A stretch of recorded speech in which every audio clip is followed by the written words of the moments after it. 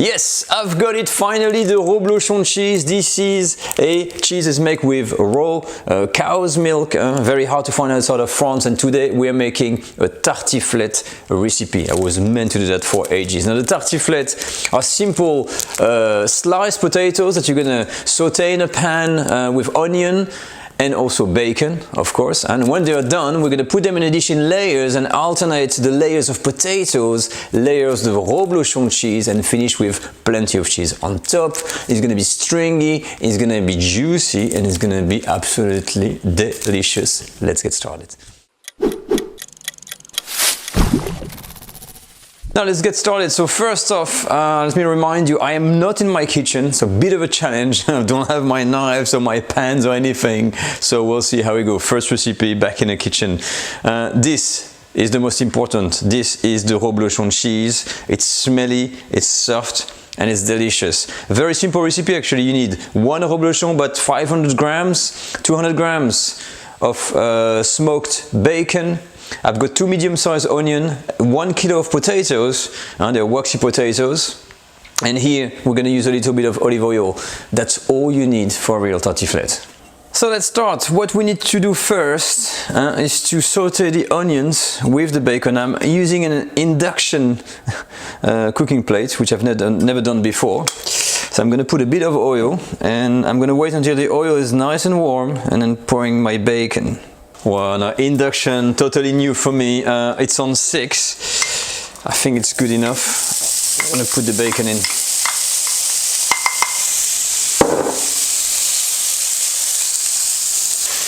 I've cranked up the heat to 7 because I'm going to put the onions on the side now. And the idea here, before we put the potatoes that are going to be actually raw, is to pre-cook the onions and the bacon. But just a little bit. So we're going to do this for like, 5 to 7 minutes.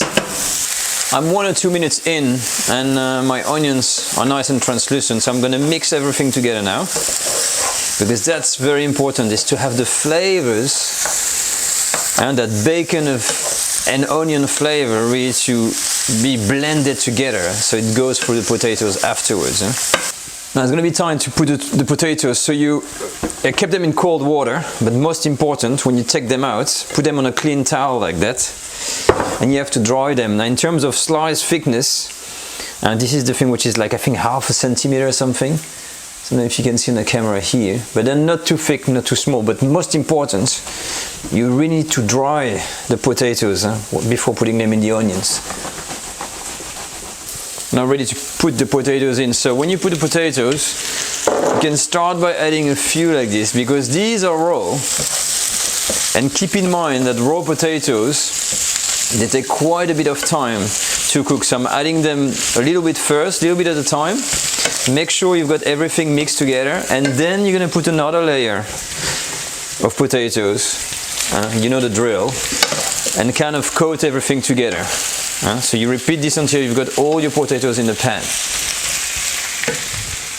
And here we have it. So when you have the building blocks, you can see the bacon, the onions, a grind of pepper. Don't put salt because the bacon is quite salty. And we're going to leave these to cook for a good 30 to 40 minutes. I'm going to reduce the heat to 5 and cover it and wait until the potatoes are almost cooked. So let's go in 2 stages. First in the pan, and then we put that in a dish with the Reblochon and finish it in the oven. Now when you want to make a tartiflette, nothing beats a good old dish with the recipe of the tartiflette. Look what I found. La tartiflette. And it's got everything, all the steps here, the old-fashioned way, and this is what we want to do. And as you can see here, we're going to have to slice the cheese and put it on the potatoes, but there's a debate about that. How do you put the cheese on a tartiflette? Some people, you just put it on the top. Some people say you have to mix pieces with milk and cream and pour it inside the potatoes or over the potatoes. Well, here, interestingly, it says couper le Reblochon en couches alternées avec les pommes de terre, which means you need to have layers of potatoes and layers of cheese. So not only the cheese on the top, but the cheese has to be in the middle. So I'm going to cut the cheese in half like that. And we're going to put 1/2 on top and 1/2 in the middle. And now for the cheese. Now before we cut it, it is said on the recipe that you need to actually scrape off the white bits here, do you see? To reveal the good old color of that cheese. So we're gonna do this on either side. And my uncle is gonna cut the cheese because the specialist is cutting. As you can see the red label. So you have to take the cheese, put it on its side.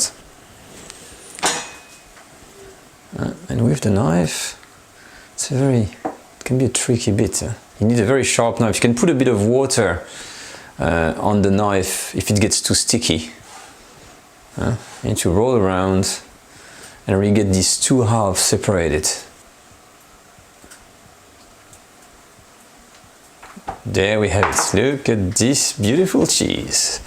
The potatoes are now ready and we've got the dish. So the thing is, we need to first put one layer of potato in there. So not too many.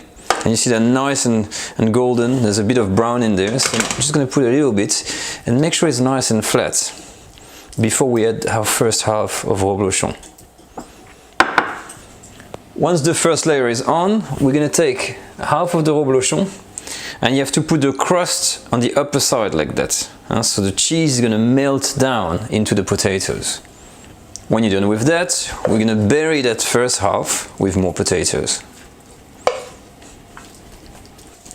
That's about right. So this is what you have. It's a bit over the top. And on top again, we're going to put that second half of reblochon. I'm going to try to press it down a bit. There we go. And the whole idea is that we're going to put now this in the oven for maybe 15-20 minutes and allow for all of the cheese to melt into the potatoes and see the result.